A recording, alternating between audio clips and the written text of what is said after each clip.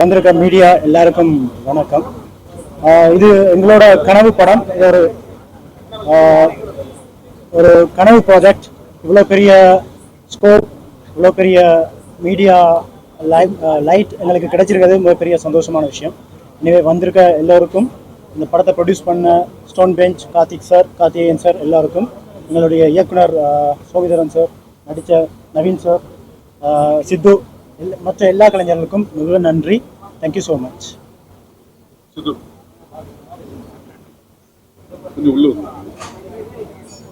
இங்கே வந்திருக்கக்கூடிய மீடியா நண்பர்கள் எல்லாருக்கும் இனிய மாலை வணக்கம் அண்ட் தேங்க்யூ ஸோ மச்.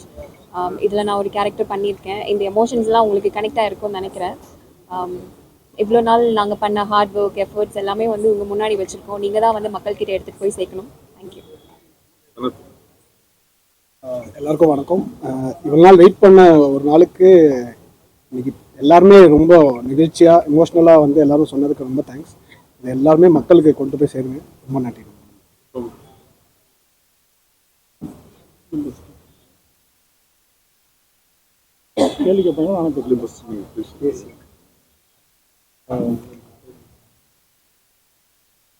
இதுதான் முதல் வந்து இப்போ ஒரு ஹவுஸ்ஃபுல்லாக ஒரு ஸ்க்ரீனிங் நான் பார்த்தேன். உண்மையில் அது வந்து ஒரு பத்திரிகையாளராக தான் என்னுடைய இந்த ஊடகத்துக்கான பயணத்தை ஆரம்பித்தேன். ஒரு அரங்கு நிறைந்த காட்சியை வந்து பத்திரிகையாளரோடு சேர்ந்து பார்த்ததுன்றதே எனக்கு ஒரு பயங்கர, நான் பின்னாடி இருந்து பார்த்துட்டு இருக்கும்போது எனக்கே ஒரு மாதிரி இதாக இருந்துச்சு. ஸோ அனைவருக்கும் நன்றி இந்த திரையிடலை பார்த்ததுக்கு. இது வந்து நான் வந்து ஒரு டூல் தான் நினைக்கிறேன். 100 ஆண்டு கால தமிழ் சினிமாவில் முதல் ஈழத்திலிருந்து வந்து ஈழத்து கதையை இங்கே சாத்தியப்படுத்துறதுக்கான ஒரு சூழலை அமைச்ச கார்த்திக் சுப்புராஜுக்கும், ஸ்டோன் பெஞ்ச் கார்த்திகேயனுக்கும், கல்யாணுக்கும் நான் நன்றி சொல்லணும். ஏன்னா இது வந்து ஒருத்தனோட கனவு மட்டும் இல்லை, ஒரு பெரும் சமூகத்தோடைய கனவாக இருந்திருக்கு. இந்த பெரிய தமிழ் சினிமாவினுடைய இந்த மாசான அந்த மக்களுக்கு, இந்த பெரும் திரளான ஒரு மக்களுக்கு வந்து அந்த போகிற ஒரு சினிமாவுக்குள்ளே என்கிற கதையை சொல்லணுன்றது. எனக்கு முன்னாடி என்னுடைய பாலுமேந்திரா சார், அதுக்கு முன்னாடி பல பேர் இந்த தமிழ் சினிமாவில் வந்திருக்காங்க. தமிழ் சினிமாவின் முதல் கனவு கண்ணி தவமணி தேவையில் தொடங்குறது யாழ்ப்பாணத்திலேருந்து தமிழ் சினிமாவுக்கு வந்தவங்களுடைய தொடக்கம். அங்கேருந்து நிறைய பேர் வந்திருக்காங்க. அவர்கள் எல்லாருடைய தொடர்ச்சியாகவும் என்னால் இதை இன்னைக்கு இந்த இடத்துல சாத்தியப்படுத்த முடிஞ்சிருக்கிறத வந்து நான் வந்து ரொம்ப மகிழ்வாகவும் நிறைவாகவும் நினைக்கிறேன். ஸோ இந்த கனவை எங்கள் எல்லாருடைய இந்த கனவை இந்த தமிழ் சினிமாவுக்குள்ள உலகம் முழுவதும் இருக்கக்கூடிய இத்தனை கோடி தமிழர்களிடையும் இந்த படம் போய் சேரும் என்று நான் நம்புகிறேன். நன்றி.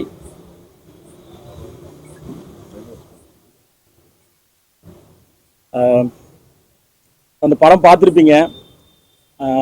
நான் உங்கள்கிட்ட எல்லாம் ஏற்கனவே இந்த படம் தொடங்கும் போது கேட்டுக்கொண்டது மாதிரி, இதனுடைய அந்த கிளைமேக்ஸ் காட்சி, அந்த காட்சிகளை சொல்லாமல் இருக்கிறது வந்து அந்த படம் பார்க்கக்கூடிய பார்வையாளர்களுக்கு அந்த படம் பார்க்கறதுக்கான முழுமையான ஒரு நிறைவான ஒரு எக்ஸ்பீரியன்ஸை கொடுக்கும். அதனால் நீங்கள் படத்தை பற்றி உங்களுடைய நிறைவான கனிவான சரியான விமர்சனங்களை நீங்கள் செய்யுங்க. ஆனால் அந்த கிளைமேக்ஸ் காட்சிகளை மட்டும் தவிர்த்துட்டு அந்த விமர்சனங்களை முன்வைங்க. ஸோ ஏன்னா அது பார்வையாளருடைய அவங்க பார்க்குறதுக்கான அந்த என்கேஜ்மெண்ட்டை, அந்த எக்ஸைட்மெண்ட்டை, அந்த உணர்வை வந்து அது வந்து குறைக்க வாய்ப்பு இருக்குது. அதனால் தயவுசெய்து என்னுடைய ஊடக நண்பர்கள் அதை புரிந்து கொள்வார்கள்னு நம்புகிறேன்.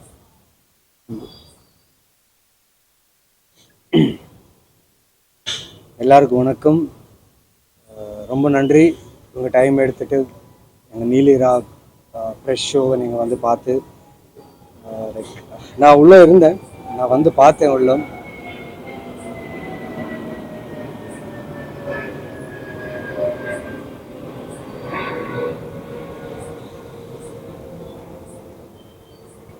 ஸோ ஃப்ரெஷ் ஷோ நடக்கும்போது நான் உள்ளே வந்து பார்த்தேன். டைலாக்ஸ்க்கு, லைன்ஸ்க்கு, வரிகளுக்கு எல்லாமே ஒரு நல்ல அப்ளாஸ். கிளாப்ஸ் கிடைச்சிது. எங்கெங்கே டென்ஷனாக இருக்குதோ அங்கெல்லாம் ரொம்ப சைலன்ஸ் இருந்துச்சு, பின் ட்ராப் சைலன்ஸ் இருந்துச்சு. அண்ட் நான் ஒன்று நோட் பண்ணது என்னென்னா, யார் கையிலையும் ஃபோன் இல்லை. No one is touching the phone, no one is seeing the phone. அது ரொம்ப சந்தோஷமாச்சு. ஏன்னா ஒரு கதைக்கு வேண்டிய ஒரு என்கேஜ்மெண்ட் தான் ரொம்ப இம்பார்ட்டன்ட். ஸோ எல்லாரும் என்கேஜ் ஆகி பார்த்தாலும் அப்புறம் சில விஷயங்களை கிளாப்ஸ் அடித்த விஷயம்லாம் எனக்கும் டைரக்டருக்கும் நான் சனத்து நாங்கள் 3 பேர் பின்னாடி நின்றுருந்தோம். அது ரொம்ப எமோஷ்னல் ஆகிடுச்சு. ஏன்னா ஷூட் முடித்து எப்போ வரும் படம் அந்த ஒரு ஆர்வம் எங்கள் ஆக்ட்ரஸ் எல்லாருக்குமே. ஏன்னா நாங்கள் நடித்ததுக்கப்புறம் இது ஆடியன்ஸ்க்கு ப்ரெசென்ட் பண்ணோம், ஆடியன்ஸ் வந்து எப்படி ஃபீல் பண்ணுவாங்க. ஃபர்ஸ்ட் ஆடியன்ஸ் நீங்கள் தான் இருந்தீங்க. அண்ட் உங்களோட ரியாக்ஷன்ஸ் எங்களுக்கு ரொம்ப வேல்யூபலாக இருந்துச்சு. தேங்க்யூ. அண்ட் ஷோ முடித்து வழியில் வந்ததுக்கப்புறம் என்னையும் எங்கள் டீம் எல்லாரையும் வந்து ஒரு ஹக் பண்ண ஒரு விஷயம் இருக்கு இல்லையா, அது ரொம்ப எமோஷ்னலாக பண்ணிடுச்சு. So thank you so much. எங்கள் படம் உங்களுக்கு கண்டிப்பாக பிடிச்சிருக்குன்னு நம்புகிறேன். ஏன்னா ஷோ உங்கள் கூட பார்க்கும்போது நான் ஃபீல் பண்ணதை தான் பிடிச்சிருக்கேன்னு. So spread a good word of mouth. நீங்கள் எழுதுகிற ஒரு ரிவ்யூஸை வச்சு தான் ஆடியன்ஸ் உள்ளே வருவாங்க. ஸோ ஸ்பாய்லர்ஸ் எதுவும் கொடுக்காம அந்த த்ரில்லிங் எலிமெண்ட் அப்படியே ஹோல்ட் பண்ணி ஆடியன்ஸை உள்ளே எடுத்துகிட்டு வரணும்னு எங்களோட responsibility. At the same time உங்கள் ரெஸ்பான்சிபிலிட்டியோட ப்ளீஸ் சப்போர்ட். அப்புறம் தொடர்ந்து நான் இது வரைக்கும் நடித்த எல்லா படத்துக்கும் சப்போர்ட் பண்ண மீடியாவுக்கும் ரொம்ப நன்றி. இந்த படத்துக்கு சப்போர்ட் பண்ணுங்கள். அண்ட் மீண்டும் நல்ல படம் பண்ணிவிட்டு உங்கள் எதிர்க்க வரேன். And thank you so much. Thank you. எல்லாருக்கும் வணக்கம். ரொம்ப நன்றி. நான் இது முன்னாடியே நிறையா ஃபஸ்ட்டு ப்ரெஸ் மீட்டில் சொன்ன மாதிரியே வந்து இது என்னோட ஒரு பர்சனலான ஒரு கனவு. இந்த மாதிரி ஒரு படம் ஒரு மெயின் ஸ்ட்ரீம் தியேட்ரிக்கல் ஆடியன்ஸ்க்கு கரெக்டாக ப்ரொடியூஸ் பண்ணி கரெக்டாக ப்ரெசென்ட் பண்ணணுன்றது. ஸோ சோமிதரன் மாதிரி ஒரு ஈழம்லேருந்து வந்த ஒரு ஃபில்ம் மேக்கர் அவரோட கதையை நம்ம மக்கள்கிட்ட சொல்கிறதுக்கு கரெக்டான வழிமுறைகளை பண்ணி கொடுக்கணுன்றது எனக்கு ஒரு பதட்டமாகவும் இருந்துச்சு. அதே நேரத்தில் அதை கரெக்டாக பண்ணிடணுன்ற ஒரு பொறுப்புணர்ச்சியும் இருந்துச்சு. அது வந்து இன்னைக்கு இப்போ நீங்கள்லாம் படம் பார்த்துட்டு அந்த படத்தோட ஃபீட்பேக் எங்களுக்கு சொல்லும் போது மொத்தமாகவே டீமாகவே ரொம்ப really overwhelm by your reactions. நிறையா பேர் வந்து அவர் நவீன் சொன்ன மாதிரி எமோஷ்னலாக வந்து பேசிட்டு போனாங்க. ஸோ அது ரொம்ப சந்தோஷமாக இருக்குது. ஸோ இந்த படத்தை கண்டிப்பாக வந்து ப்ரெஸ் அண்ட் மீடியா நீங்கள் எங்களோட எல்லா படத்துக்கும் சப்போர்ட் பண்ணுற மாதிரி இந்த படத்துக்கு இன்னும் கொஞ்சம் அதிகமாகவே சப்போர்ட் பண்ணுங்கள். ஏன்னா வந்து இதுக்கு பின்னாடி ஒரு மிகப்பெரிய இன்டென்ஷன் இருக்குது. அதாவது இந்த மாதிரி கதைகள், அதாவது வார்லர்லேருந்து வர இந்த மாதிரி சொல்லப்பட வேண்டிய கதைகளை வந்து கரெக்டாக மக்களும் போய் பார்ப்பாங்க, மக்கள்கிட்ட கொண்டு போய் சேர்த்து மக்களும் இதை ரசித்து பார்த்து இதை வந்து ஒரு பெரிய ஒரு மூமெண்ட்டாக மாற்றினாங்கன்னா இது மாதிரி சோமிதரன் மாதிரி இன்னும் நிறையா ஃபில்ம் மேக்கர்ஸ், நிறையா ஆர்டிஸ்ட் அண்ட் நிறையா கதைகள், சொல்லப்படாத கதைகள் எல்லாமே வந்து எல்லாருமே தைரியமாக எல்லா ப்ரொடியூசர்ஸும் எல்லாருமே தைரியமாக பண்ணுறதுக்கான ஒரு வாய்ப்பு ஒன்று கிரியேட் ஆகும். அதை வந்து நீங்கள் தான் சப்போர்ட் பண்ணி கொடுக்கணும்னு நினைக்கிறேன். கண்டிப்பாக அந்த படத்தை பற்றி உங்களுக்கு என்ன விமர்சனங்கள்னாலும் நீங்கள் மக்கள்கிட்ட கொண்டு போய் இந்த படத்தை சேர்க்க வேண்டியது உங்களோட சேர்க்கணும்னு உங்கள்கிட்ட கேட்டுக்கிறேன். நன்றி. படம் பார்க்கும்போது கதை கேட்கும்போது அது வந்து நீங்க வெட்டிங் பண்ணாரா சார்? ஒருத்தரோட மெயினான ஒருத்தரோட போட்டோ மிஸ்ஸிங் அந்த இடத்துல வந்து அதை அவாய்ட் பண்ண முடியாத எந்த படத்துலையும் சரி, இளமை படத்துல அவாய்ட் பண்ண முடியாத ஒரு போட்டோ அந்த போட்டோ. ஆனா வந்து அந்த போட்டோ வந்து படத்துல இல்லவே இல்லை. அது உங்களுக்கு தெரியுமா இல்லை வந்து அவர் சொன்னாரா? இல்லை, அது இந்த கதை வந்து பிரபாகரனோட போட்டோ எல்லாத்தையும் மிஸ்ஸிங். அதாங்க பதிவுக்குழி கூட காட்டல. அதான் நீங்க புரிஞ்சுக்க வேண்டியது என்னன்னா, இந்த கதை வந்து என்னன்னா வந்து நம்ம வந்து ஒரு வீட்டில் நடக்கிற கல்யாணம், அந்த வீட்டுக்குள்ள இருக்கிற ஒரு அதாவது இந்த போருக்கு நடுவில் மாறிட்டு இருக்கிற ஒரு மக்களை பத்தின கதைன்றனால. ஸோ நீங்க மொத்த படமே எனக்கு தெரிஞ்சு 90% ஆஃப் படம் வந்து ஒரு வீடுக்குள்ள தான் நடக்குது. அப்படின்றப்போ அந்த வீட்டுக்குள்ள வந்து நம்ம எதையும் அந்த வீட்டில் அவங்க என்ன மனநிலையில் இருந்திருப்பாங்க, அவங்க வீட்டில் என்ன போட மாட்டுவாங்கன்றத வந்து அவர் ரிசர்ச் பண்ணி, ஏன்னா அவர் வாழ்ந்து வந்த ஒரு வீடு தான் அவர் கண்ணு முன்னாடி காமிச்சிருக்காரு. அதுதான் அவர். இந்த வர்ற கேள்விக்கே நான் பதில் சொல்றேன். இப்ப சுத்தி ஆமி இருக்கும்போது வீட்டுல இந்த போட்டோஸ் எல்லாம் வச்சிருக்க முடியாது. நீங்க வந்து சென்சார்லாம் கேக்குறீங்க. சுத்தி ஆமி இருக்கும்போது இருக்கிற வாழ்க்கைன்றது இருக்குல்ல, அந்த நீங்க வாழ்க்கை தான் அன்னைக்கு படம் வித்துல பாத்திருக்கீங்கல்ல. அங்க அங்க அங்க வந்து என்ன படம் இருக்கணும்ன்றது நம்ம தீர்மானிக்கிறது கிடையாது. இல்ல வச்சிருக்கவே முடியாது. இல்ல அதுதான் இப்ப நீங்க வச்சிருப்பாங்கன்னு நினைக்கிறீங்கல்ல, ஆனா அது அப்படி ரியாலிட்டி இல்லைன்றது இவர் அங்க இருந்துட்டு வந்தனால அது ஆனா நீங்க எந்த நேரம் ஆபீஸ் இருக்கிற இடத்துல நீங்க வச்சிருக்க முடியாது. வச்சிருந்தா நீங்க என்ன நடக்கும் புலிகள் கூட வச்சிருக்க மாட்டாங்க. புலிகள் பத்திர கதையே இல்ல இது. இல்ல இல்ல இல்ல அந்த வீடு அங்க அதான் சொல்றேன். நீங்க வந்து இது 88ல நடக்கிற கதை. அவங்க நீங்க படம் பார்த்துருக்கீங்கல்ல, படத்துல அவங்க எந்த வகையான ஒரு வாழ்க்கை சூழல் இருக்கு, ஒவ்வொருத்தரும் எப்படி வாழ்றாங்கன்னு இருக்குல்ல, நீங்க போராளிகளா இருக்கட்டும், ஒவ்வொருத்தருக்கு வாழ்க்கை சூழல் வேற மாதிரி இருக்கு. அந்த சூழல் அப்படி எக்ஸ்பிளிசிட்டா இருக்க முடியாத சூழல் இருக்கு இல்லையா? ஆமா, இப்ப என்னுடைய வாழ்க்கை நான் வந்து பிறந்ததுல இருந்து போடுறான். நான் பிறந்ததுல இருந்து என்னுடைய 7 வருஷம் வந்து நான் போருக்குள்ள மட்டும் தான் இருந்தேன்.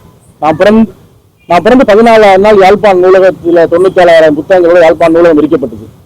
அப்பதான் நான் பிறந்தேன். அப்ப இருந்தே போர் தான் எனக்கு வந்து. என்னோட வாழ்க்கைன்றது போர் வாழ்க்கை. நீங்க உங்களோட வாழ்க்கை சென்னை வாழ்க்கையா இருக்கும், ஒருத்தருக்கு மதுரை வாழ்க்கையா இருக்கும். அந்த மாதிரி என்னோட வாழ்க்கைன்றது போர் வாழ்க்கை தான். எல்லாமே போருக்குள்ள வாழத்தான் நாங்க பழகிக்கணும். ஸோ போர் வாழ்க்கைக்குள்ளதான் நாங்க வந்து முழுமையா வாழ பழகிக்கணும். ஸோ அந்த போர் வாழ்க்கைக்குள்ள நடந்த பல இரவுகளில் ஒரு இரவு தான் இது. இதுல சொல்லப்படாத பல இரவுகள் இருக்கு. நீங்க கேள்வி ஆயுஷன் பண்ணிட்டு இருக்கீங்கல்ல, சொல்லப்படாத பல இரவுகள் இருக்கு. சொல்லுகிற ஒரு இரவு இது. இது வந்து சொன்ன மாதிரி இது வந்து ஒரு பிகினிங் இந்த மாதிரி கதைகளை சொல்றதுக்கு. ஸோ இதுல முன்னாடியே சொன்ன மாதிரி இதுல சொல்லப்பட வேண்டிய பல கதைகள், பல ஆங்கிள், பல பெர்ஸ்பெக்டிவ்ஸ் இருக்கு. இந்த கதை வந்து நாங்க வந்து இப்போ ஃபர்ஸ்ட் டைமா இதை வந்து நம்ம கொண்டு வரோம் இல்லையா? இதை எப்படி ரிசீவ் பண்ணிக்கிறாங்க பொறுத்து தான் வந்து அடுத்தடுத்து எல்லாம் தெரியுமா முன்னேறுவாங்கன்ற ஒரு கனவாவே போச்சு. நீங்க ஆனா அதை வந்து காட்சிப்படுத்திருக்கீங்க. இதுக்கு காட்சி சூழ்நிலை புதுமையா இருக்கு. அதை நீங்க எப்படி பாக்குறீங்க?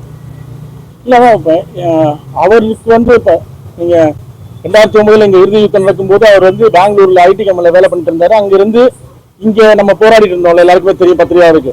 அதுக்காக அவர் கிளம்பி அங்கிருந்து ஐடி பசங்க எல்லாம் பயங்கரமா அதுக்காக போராடும் போது அங்க கிளம்பி வந்த இளைஞர் தான் அவர். வந்து அவர் அப்போ ஒரு ஃபில்ம் மேக்கராவோ எதுவுமே இல்லை, சாதாரணமா 20கள் இருக்கக்கூடிய ஒரு இளைஞர் இங்க கிளம்பி வந்தாரு. அங்கிருந்து அவருக்கு அந்த ஈழம் மீதான ஆர்வம் இருந்துச்சு. அதுக்கு பிறகு நானும் அவருக்கு சந்திச்சு கொண்டோம், நண்பர்களானோம். இப்போ நிறைய விஷயங்கள் இதெல்லாம் பத்தி பேசிட்டே இருந்தோம். அதனால எனக்கு வந்து நான் என்னுடைய முதல் படம் என்னோட கதையை தான் எடுக்கணும் அப்படின்றதுல இருந்தது. பாலுமந்திர சார் சொன்னதான். நான் ஏற்கனவே இதுல எல்லாம் சொன்ன மாதிரி அவர் வந்து என்னால் எடுக்கவே முடியாமல் போச்சுடா, நீ குறைந்தபட்சம் முதல் படத்தையாவது ஈழத்து படம் எடுத்துரு. ஏன்னா இங்க அடுத்தடுத்த வெற்றிகள் நோக்கி போகும்போது நம்ம எடுக்க நினைக்கிற அந்த கதை எடுக்க முடியாமல் போயிடும். அதனால குறைந்தபட்சம் முதல் படமாவது ஈழத்து கதையை எடுத்துருன்னாரு. கார்த்திக் அதை சொல்லிட்டே இருப்பாரு, நீங்க உங்க கதையை எடுங்க, நீங்க உங்க கதையை சொல்றதுக்கு ஒருத்தர் வேணும் இல்லை, அந்த ஊர்ல இருந்து வந்து ஒருத்தர் சொல்லணும் இல்லை அந்த கதையன்னு சொல்லிட்டே இருப்பாரு. அதுக்கான சாத்தியப்பாடு இந்த படத்தில் நிகழ்ந்திருக்குன்னு நினைக்கிறேன். சார் காங்கிரஸ் தலைவரோட படங்கள் வந்து அந்த வீட்டுல இருந்துச்சு, அது எதனால அந்த ஊர்ல அதை வச்சிருப்பாங்க? சார் ஈக்குவல் சார் ஃபர்ஸ்ட் இந்த படத்தை எடுத்து உங்களுக்கு காட்சி சார். அதாவது இந்தியன் ஆர்மியும் ஸ்ரீலங்கா ஆர்மியும் ரொம்ப நல்லவங்களா? அப்படி நல்லவங்களா நீங்க தான் சொல்லணும். எவ்வளவு பத்திரிகை செய்திகள் ரிப்போர்ட் பண்ணிருக்கீங்க இத்தனை வருஷ காலத்துல. இந்த 40-50 வருஷ கால போர் நடந்த காலத்துல தமிழகத்தில் இருக்கிற எல்லா பத்திரிகைகளும் ஈழத்தில் நடந்த செய்திகளை ரிப்போர்ட் பண்ணிருக்கீங்கல்ல. இந்த ரிப்போர்ட் பண்ணதுக்கு பிறகு இந்த கேள்வியை வந்து நான் என்னோட பதில இருந்து நீங்க புரிஞ்சுக்கணும் அவசியமே இல்லை. ஒரு கார்த்திக் சொன்னார் இல்லையா, அதாவது பல இரவுகள் இருக்கு, இதுல நடந்த ஒரு இரவு கதையை இதை பதிவு பண்ணிருக்கு, அவ்வளவுதான். இந்த கதையை லைக்கா மாதிரி இலங்கை உள்ள பூர்வமா உள்ள பல 100 கோடி செலவு பண்ண பல நிறுவனம் தான் தயாரிச்சு, அவங்க தயாரிக்கல. கார்த்திக் சுப்ராஜியார் வந்து பண்ணியிருக்காரு. அவருக்கு நிறைய பேர்த்த ஏமாற்றம் வந்ததா. அதே மாதிரி நரிச்சந்திரா சார் கேரக்டர் நல்ல கேரக்டர். மற்ற ஹீரோக்கள்லாம் மாட்டான்னு சொன்னாங்களா, அவங்க நல்ல கேரக்டர், அவங்களும் பெஸ்டான கேரக்டர் பண்ணாங்க. குட்டீஸ்வரம் உங்களுக்கு நிறைய ஏமாற்றம் வந்ததா, நிறைய கதை வந்து இல்லை. நான் கார்த்தியும் அவரும் நண்பர்களாக இருக்கிறதுனால நாங்கள் படம் பண்ணுவோன்னு தான் இருந்தோம். நாங்கள் இப்போ என்னைக்காவது அதை படம் பண்ணுவோம். இந்த கதையை அவர் எந்த ப்ரொடியூசரையும் சொல்லல, அவர் பண்ணிட்டாரு, அவ்வளோதான். ஸோ ஹீரோவும் இல்லாமல் அந்த கேரக்டருக்கு தான் நான் வந்து ஹீரோ எல்லாம். நான் வந்து படத்தில் வந்து அந்த மக்கள் நீங்கள் படம் பார்க்கும்போது நீங்கள் அந்த அதில் வாழ்ந்த உணர்வை நிறைய பேர் சொல்லிட்டு இருந்தாங்க பத்திரிகையாளர் வரும்போது. எனக்கு அந்த முகங்கள்லாம் அந்த ஊர் மாதிரியே இருக்கணும். அந்த முகங்கள் அக்செப்டாக நமக்கு ஏற்கனவே தெரிஞ்ச பெரிய பெரிய ஸ்டார்ஸ் வரும்போது நீங்கள் அவங்களோட இடத்துக்கு போயிடுவீங்கல்ல. நீங்கள் ஒரு ரியலான வாழ்க்கையை பார்க்கணும். எனக்கு அதுதான் இருந்துச்சு. நான் முதல் தடவையாக வந்து ஒரு ஈழத்தோட வாழ்க்கையை நம்ம ரெஃபரன்ஸ் செட் பண்ணுறோம். ஈழத்தோட வாழ்க்கையை ஒரு பெரிய திரையில நம்ம வந்து முதலாக இந்த மக்களுக்கு காட்டும்போது அது ஈழத்தோட வாழ்க்கையாக இருக்கணும், அந்த வீடாக அந்த அப்படி இருக்கணும், அந்த மக்கள் நீங்கள் பார்த்தா அப்படி இருக்கணும்னு நினச்சேன்.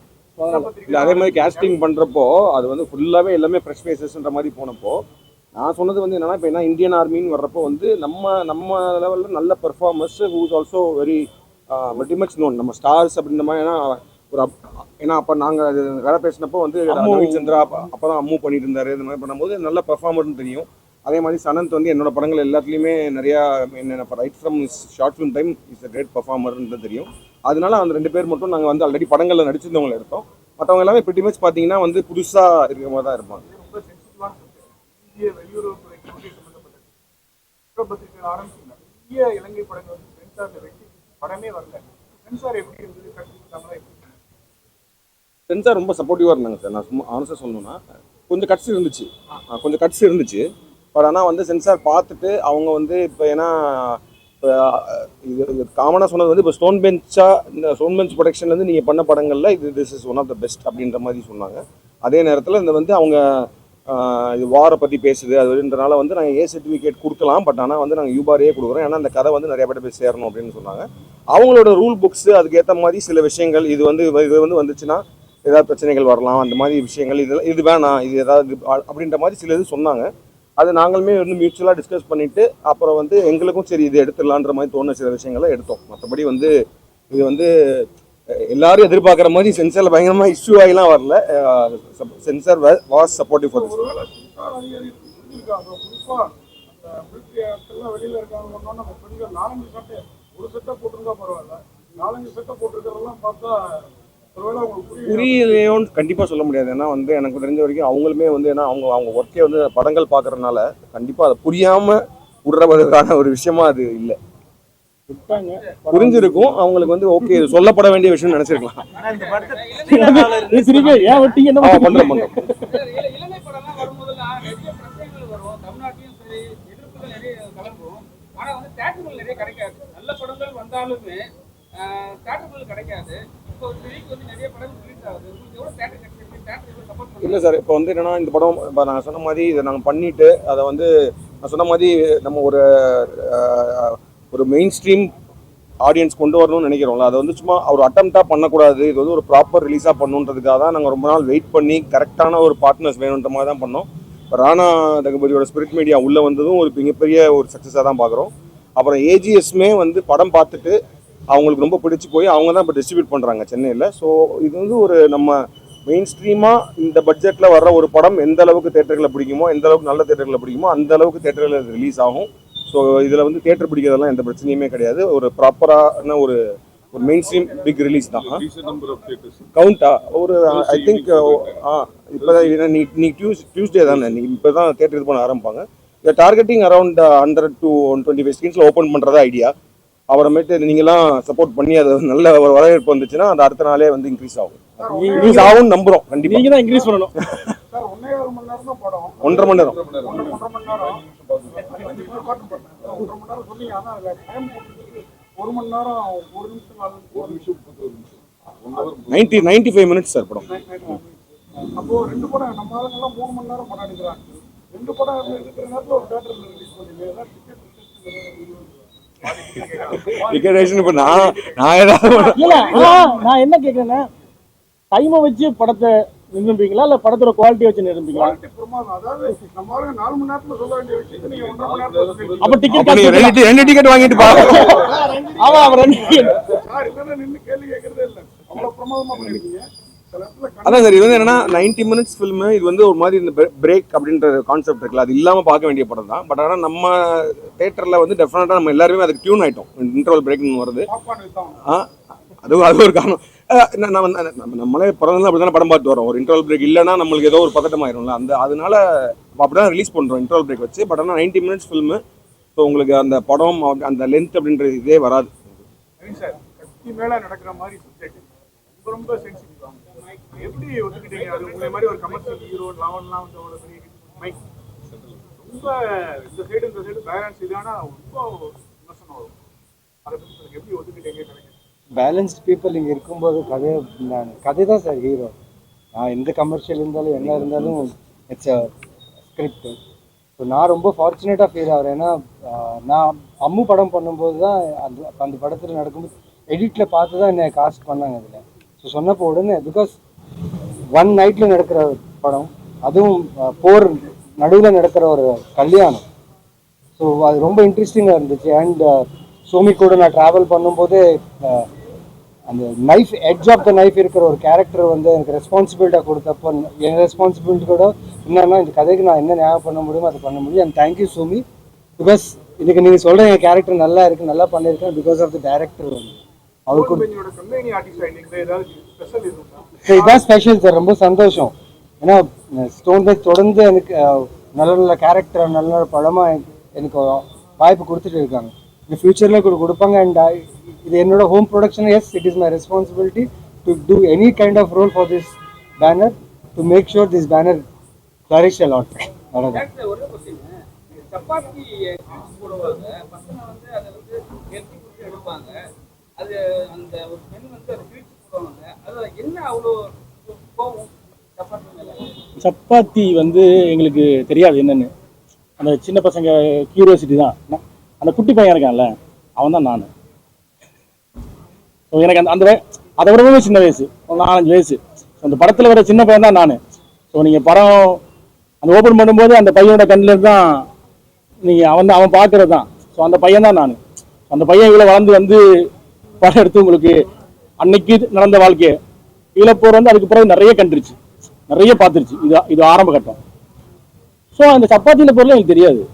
சப்பாத்தின்ற ஒரு உணவு, சாப்பிட்ற ஒரு உணவு இருக்குது. அப்போ அதனால அந்த பையனுக்கு அந்த கியூரியாசிட்டி இருக்குது. அது என்ன அவங்க மட்டும் சாப்பிட்றாங்க, அது என்ன சாமா, அது நம்ம அது அந்த கேள்வியெல்லாம் இருக்கு. நீங்கள் படத்தில் பார்ப்பீங்களா, நான் நிறைய சொல்லலை, படத்தில் பார்க்கணும். ஸோ அந்த உணவு எனக்கு அறிமுகமான அப்படி உணவு இருக்குது, அது சாப்பிட்ற உணவுன்றது இருக்குல்ல. அது சென்னை வந்த அப்புறம் நம்மளும் சாப்பிடலாம்ன்றது வந்துக்கிட்டேன். நான் சென்னை வந்த முதல் வரைக்கும் எனக்கு தெரியாது. ஸோ அந்த அதெல்லாம் நம்ம மக்களும் சாப்பிட்றாங்க அந்த உணவை, ராணுவம் மட்டும் சாப்பிட்ற உணவு இல்லைன்றது அப்புறம் தான். ஸோ அந்த மாதிரியான விஷயம் இருக்குல்ல அப்போ உங்களுக்கு. ஸோ அது வந்து ஒரு ராணுவத்தினுடைய உணவாக தான் உங்களுக்கு தெரிஞ்சிச்சு. காதல வந்து கண்ணீர் வர வச்சுட்டீங்க, அந்த இன்ஸ்பிரேஷன் ஏதாவது எடுத்தீங்களா? ஒரு இடத்துல நாங்கள் எல்லாருமே அழுதுட்டோம், ஆனால் சொல்லல, அது எப்படி உங்களுக்கு? போருக்குள்ள வந்து போர் வந்து 2 துப்பாக்கிகள் சுட்டுட்டு மட்டும் கிடையாது. அதான் நான் ஆரம்பம் சொன்ன மாதிரி போர் எங்களுடைய வாழ்க்கையே போர் வாழ்க்கை தான். அப்போ காதல் எல்லாமே சேர்ந்து தான் இருக்கும். நம்ம ஒரு பங்கருக்குள்ள வச்சு ஃபுல்லா சுட்டுட்டே இருக்கும்போது திடீர்னு ஓடி ஒரு பங்கர், ஒரு மரத்துக்குள்ளேயோ ஒரு பங்கருக்குள்ளேயோ எங்க ஸ்கூல் புக் இருக்கும், பஞ்சாப்ல ஸ்கூல் புக் இருக்கும், விமான குண்டு தாக்குதல் இருந்து தப்பிப்பது எப்படி அப்படின்னு ஸ்கூல் புக். அதை படிச்சு வச்சுப்போம். டப்புன்னு குண்டு போட்டாங்கன்னா எப்படி எல்லாம் ஒழிக்கிறேன்னு இருக்கும். டப்புன்னு ஒழிக்கும் போது கூட பக்கத்துல ஒரு பொண்ணு இருந்தா அங்க ஒரு காதல் மலரும்ல. ஸோ காதலும் சேர்ந்ததான் வாழ்க்கை. ஸோ வாழ்க்கையிலேருந்து இன்ஸ்பயர் ஆகிறது தானே.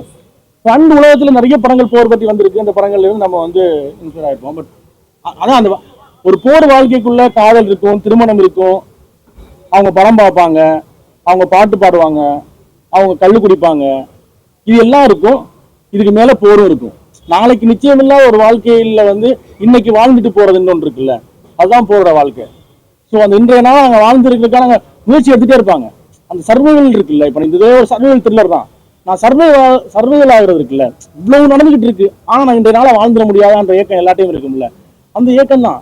ரொம்ப அழகா போட்டோ அந்த பொண்ணு ரொம்ப நல்லா அது என்னோட கேள்வி அது இல்லை. ஆக்சுவலாக அவர் பாராட்டணும். உண்மையாகவே அந்த டயலாக்லாம் சார் நெஞ்சு தைக்கிற மாதிரி இருக்குது. நம்ம ஆளுங்க இவ்வளோ குடும்பம் பண்ணியிருக்காங்க. இந்த குறிப்பாக வந்து இந்த வீட்டுக்குள்ளார வந்து சமாதானம் பண்ண வந்துட்டு சண்டையை போட்டுட்டு இருக்கிறது நீங்கள் தானே, இந்த மாதிரி வேலைகள்லாம் அதெல்லாம் நீங்களே அங்கே நடக்கிறப்ப அந்த மாதிரி எடுத்து பேசினாங்களா? சொல்ல வேண்டிய கற்பனை கலந்து இடத்துல சொல்ல முடியாது. அதான் மிலிட்டரிக்காரனுக்கு கூட நம்மளால போய் பேச முடியும். முன்னாடியே நான் போடுற மாதிரி தான் fiction based on memories of one child. அந்த நினைவுகளில் இருந்து ஒரு ஃபிக்ஷன் நம்ம இது பண்றோம்ல.